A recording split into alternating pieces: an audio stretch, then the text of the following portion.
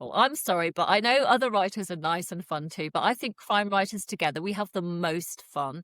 And I genuinely think it's because we get our dark side out on the page.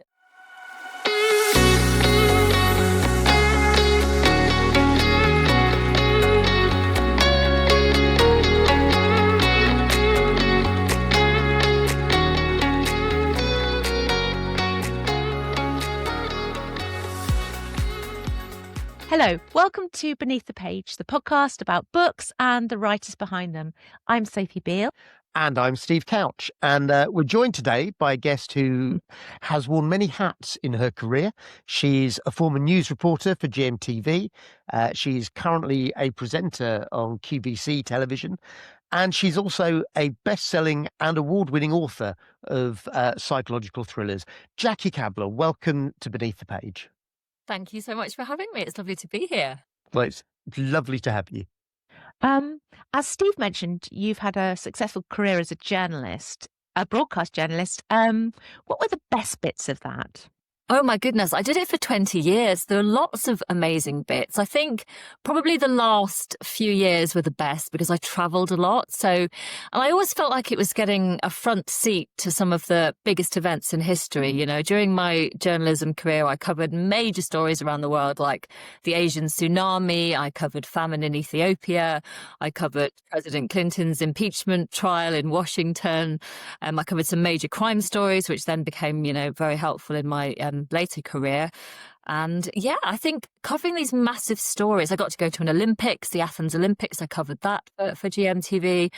So it was a real privilege to be on site for some of these things that go down in history. And I think that will always be the best bit, really. So what made you decide to switch your focus to writing fiction? I think I got to the point where I'd been doing my journalism job for 20 years and I just felt I needed a change. I was traveling all the time. I never got to see my husband and my family and my friends because, you get called away on a story and you can't come back because it's somebody's birthday or your birthday or, there's a party or a wedding to go to or something like that. So I missed out a lot of personal events and family events and friends events. And I just felt I needed a more settled lifestyle, I think, but I didn't know what else to do. I didn't know what else I could do. Journalism was all I knew, really. But I remember just thinking one day, I've learned so much and I've had so many experiences in this job. Maybe I should just start writing some of them down. And I started to do that. And then I thought, well, maybe I could write a book.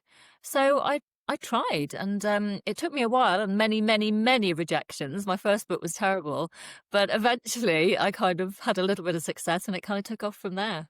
What would you say are the biggest differences between the work you used to do as a journalist and the work you now do as an author? And are there any similarities between them? The deadline thing is brilliant, actually, because, when you're a TV reporter, if you've got to do a report for the 6 o'clock news, you can't have it ready at 7 p.m. It has to be ready for 6 p.m., So I have never missed a deadline, she says, crossing her fingers and hoping that will continue to be true. But I've never missed a deadline. I work well to deadlines. And obviously in writing, especially if you have a deal, you have to write to deadlines. The book has to be submitted when it has to be submitted. So that has really helped, I think, the discipline. That is something that we've had other journalists turned authors have said, and I believe you've just met another deadline just recently, haven't you? I mean, I met it on the day, but that's fine. I believe a deadline is a deadline. In terms of the differences between the two jobs, obviously with writing, I generally get to stay in one place, which is really nice, actually. And I still love traveling and I love, going to nice, interesting places on holiday. But I really like the fact that I now have a more regular lifestyle. How many books is it that you've now published? I've written 10 books, but the first 3 were very different. They were a little cozy crime series with a very tiny publisher, and they're no longer in print, actually. You can still get them in ebook, I think, and possibly audio, but they're no longer in print. But I've written proper books, I would say, seven thrillers. What is the hallmark of a Jackie Kabler book?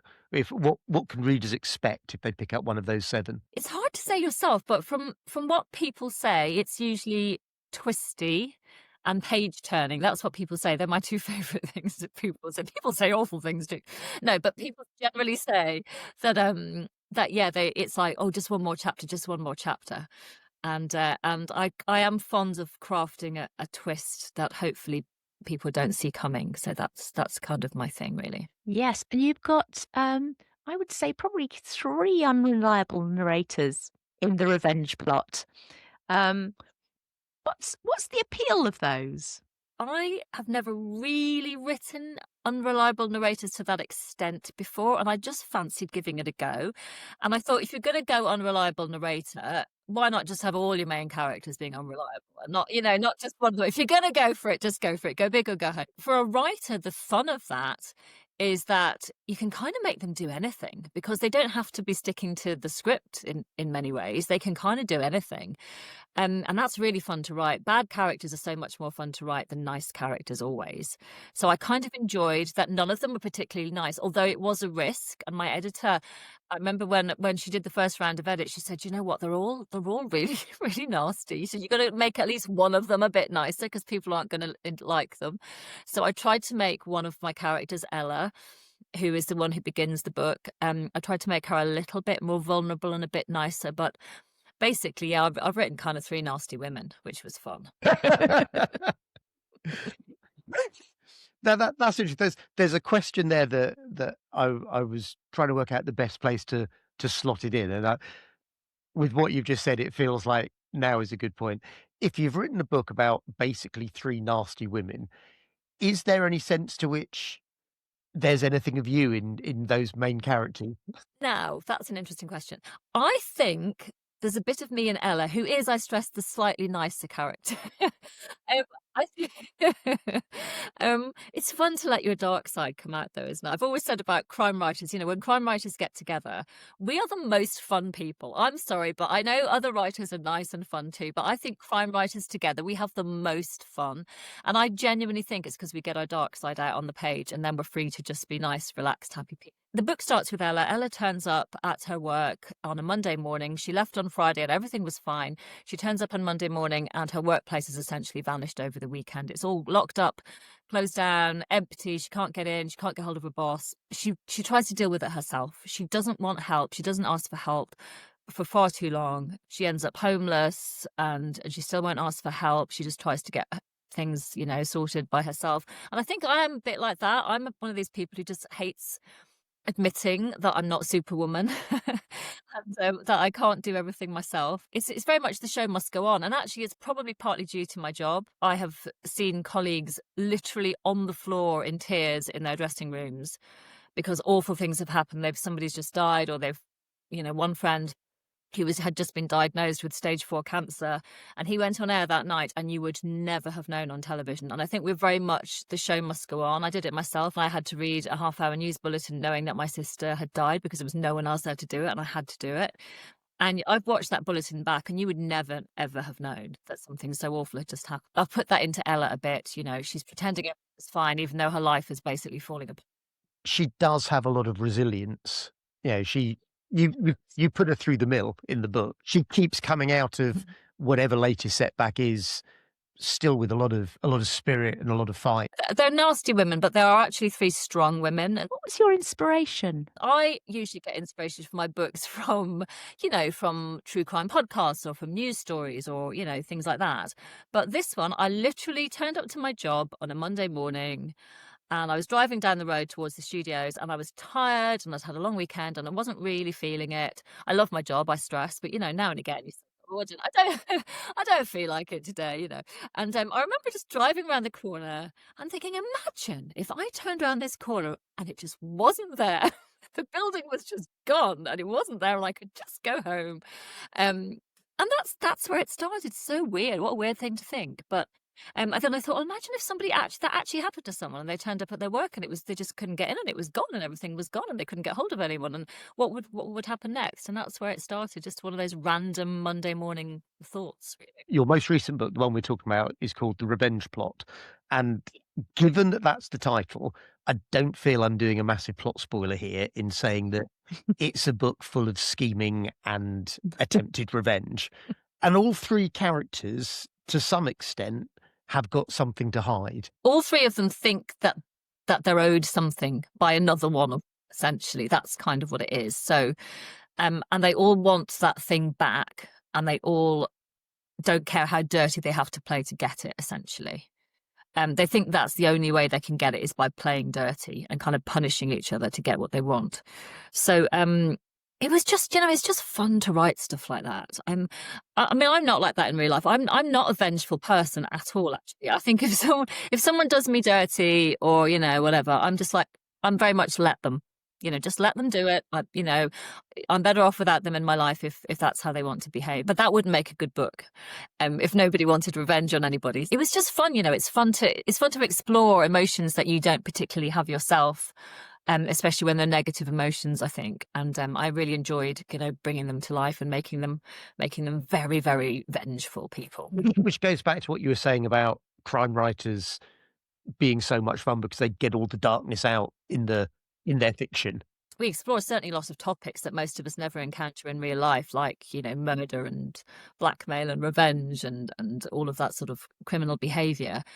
I think that's what's interesting about writing crime, is that you're exploring all this nasty stuff, but you know that people reading it are going to be reading it in their bed or on the sofa or in a deck chair on holiday, and they're safe. I always think it's a bit like when you're a child going on a ghost train or a roller coaster, and so you get to experience all those thrills and you enjoy the kind of the fear and the screaming and everything, but actually you're quite safe. Do you think you could have written a similar story with a group of men? Yes. I think men go about things in a different way, possibly.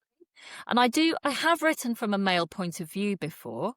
I do find it a little bit harder. I think some people do it really well. I've just recently read a book which is coming out next year, which is written by a man, and it's about a woman. I think he's done an utterly brilliant job. I find it personally quite difficult to write from a men's point of view, so it's probably not something I would have tried.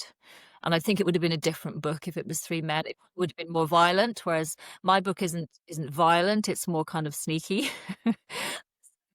Not that I'm saying all women are sneaky and all men are violent, but you know what I mean. It's just a different way. Yeah. I think I've mentioned this on the podcast before, but I heard someone once pointed out that you will never in a Jane Austen novel find two men having a conversation without women present, because Jane Austen didn't know how men talked without women present. There'll be men talking to men in the company of women, and there'll be women talking to women without men. But you don't get men on their own, because it was outside of her experience. At one point in the book, one of the characters reflects on the revenge that she is trying to enact on one of the others, and she reflects on whether that revenge is going to be worth it, or whether she's going to be left with the same feeling of emptiness that she's trying to do something about. If that was one of your friends rather than one of your characters, what do you think your advice to them would be? Yeah, I mean, I actually don't think there's much point in getting revenge on people. So I would probably tell her not to do any of it, whether she'd listen to me or not. I've got some quite strong friends. Yeah, I mean, in real life, I don't think that it's a good thing to do, to seek revenge. I think it can cause more pain, and in the end, are you really going to feel better by seeing someone else suffer? I don't know if you are. But I guess then it's hard if you're not in that situation. I've never really been in a situation where someone's done something so terrible to me. So maybe if I was, then I would feel differently. But I think I'd like to think that I would say that revenge is probably not a good idea. And karma has a way of sorting people out anyway, sometimes. Where do you think the line between justice and revenge lies? It's a fine line, probably, isn't it? I think justice is a way of handing the revenge over to the system, probably, whereas revenge is more personal. You hope that they will get their comeuppance. It might not be in the way that you would have done it personally, but George Herbert said the best revenge is to live well. But yeah, there is a sense in the book where revenge really poisons these people's lives. Yeah, and I think it probably does, because they're spending their whole time thinking of ways to kind of hurt each other and disrupt each other's lives and ruin each other's lives. And it's not good for you, is it, to have your mind constantly full of hatred and bitterness and all of that. And I think even though, without giving too many spoilers, they do end up getting a certain amount of revenge on each other, are any of them really happy with it? I just don't think it's a good thing to do. So even though I've written a whole book about it, I'm not saying this is not a life lesson. I think the moral ambiguity of the characters and the uncertainty that is really compelling for the reader. And I found as I was reading it, I didn't know who I was rooting for, and I didn't know who I was meant to be rooting for. And it was one of those tricky ones because, again, all the characters had unlikable qualities, and I knew that people probably wouldn't really like any of them particularly, but kind of in a way that was the point, because I hoped there'd be enough there was little bits of sympathy. So I think with each of them you could have a little bit of sympathy for the situation each of them found themselves in, and I hoped that would be enough. And actually I quite liked the fact that the reader might not know who to root for. I think it keeps you kind of interested, and yet you're hoping that in the end one of them will come out on top, but you don't know which one. And in the end I think one of them kind of did come out on top, but I'm not sure if it's the one that people expected it to be. So it's all just part of the fun of crafting a thriller, I think, just keeping people guessing, maybe. I think at least two of the three were characters that I was able to like and get alongside. And then every now and again, I think, hang on a minute, no, but she did that, and and as long as you forget the big thing that Yes. whatever it was for each of them, then it was fine. They seemed like nice people, other than the elephant in the room. That's exactly the thing. And when you hear, I often think about this because you hear about people who've committed horrendous crimes, like murderers, and then the people who live next door will say, but he was such a nice man, he loved his dogs. So even murderers and, people who've done horrendous crimes have redeeming features. Nobody, I think, is entirely bad, and that's the thing. And you see that all the time in real life. With the appeal of focusing in on morally ambiguous characters and not seeing it just as he's a goodie, she's a baddie, black and white, dead simple. Do you think there might be something of your journalistic background in that, the importance of impartiality rather than bringing your judgment to a story? Yeah, because as a journalist, you have to be so impartial. You can be interviewing people who've done awful things, or you can be reporting on a story which you have strong personal feelings about, but you can never let that show. And actually, it's weird. When I stopped being a journalist and started doing the television job that I do now, where I can be entirely myself, I found that really difficult. It took me a good 6 months, I think, before I could actually be myself and remember that I didn't have to keep this kind of impartial thing. In the books, it's just different. Writing is different, isn't it? It's really weird. You try to be impartial as an overview of the book, but then you do find yourself preferring some of your characters as well. So there's characters that I kind of get very fond of and I miss them when I've finished writing the book. And others that I'm really glad to leave behind. I think there's a sense in which readers judge characters, but to some extent authors, maybe we don't. So arguably the biggest problem for your characters is that they don't seem to enjoy taking responsibility for their own lives. They like to blame the other person for it. They do, and that's not an attractive trait, is it? They do. They haven't moved on. They're all holding on to a grudge from their past, and they all want, to punish somebody for it. And it's probably not a healthy way to live, is it? I'm sure we've all got things in our past and we think, that we could hold on to, but I think again it's not good for you to do that. It's kind of poisons your happiness and your everyday life. So but again, for the purposes of the book, it was more fun and better for me as a writer to have them being holding on to grudges and all of that. So you're so much nicer in real life than we imagined before we met you. That's awful. I always hope that when people read my books that they won't think, oh my goodness, she must be really nasty if she's written that, because it is all made up. I promise you. I never thought you were nasty. It's Sophie who's the judgmental one. That's because you've met me in real life, Steve. The ending of the book is a dizzying whirl of twists and turns and things where the reader is led down a path, and then it's not what they thought, and the rug gets pulled out from under our feet again and again, and it's really well done. Did you have the end in mind right from the beginning, or did you discover that as you were writing? No, I did. I generally always do have the end in mind. I always write a book kind of like a jigsaw. Not that I've done a jigsaw in years, but when I used to do jigsaws, I would, most people do that. They start with the corners and they start with the outside, then they fill in the middle. And so I always have the beginning and pretty much usually the end of the book in my head. Sometimes it changes a tiny, tiny bit. But yeah, I did kind of know that that's what I wanted to happen at the end. And then you have to just somehow work out how to get there. It's the getting there that can be the tricky thing. You know what the end is, but you think, how on earth do I get to that point? And that's the tricky thing. You know you're starting at A, you're ending at Z, but you're not sure what the letters are in between. Absolutely. And what order they go in. Yes, that's it. Yeah. What emotion would you like to leave your readers with by the end of the book? I kind of want them to be satisfied, I think. And from what I've read in a lot of reviews, they say it was a good, satisfying ending. Yes, because at least somebody got what she wanted. They didn't all. I hope that's not too much of a spoiler, but somebody got absolutely what she wanted. And I think by the end of the book, hopefully the right person did get what she wanted. So I kind of want people to be satisfied. Some people, but not everyone. You can't please everyone. But I think satisfaction, yes, okay, good. That's a good ending. Close the book. I'm happy with that. That's kind of what I want people to think. Now we've already touched upon the fact that you've just finished and sent off to your editor your latest book. Would you like to tell us a bit about that? This next book is the one that's probably the book that's closest to my heart that I've ever written. And actually, weirdly, because of that, I didn't want to write it, which sounds really strange. But it's called Run for Your Life. And it's about a serial killer killing runners around the UK, apparently at random. And I am a very, very keen, some might say, fanatical runner. I've been running very long distances for 20 odd years. I'm an ultra marathon runner. For those who don't know, that's distances longer than marathons.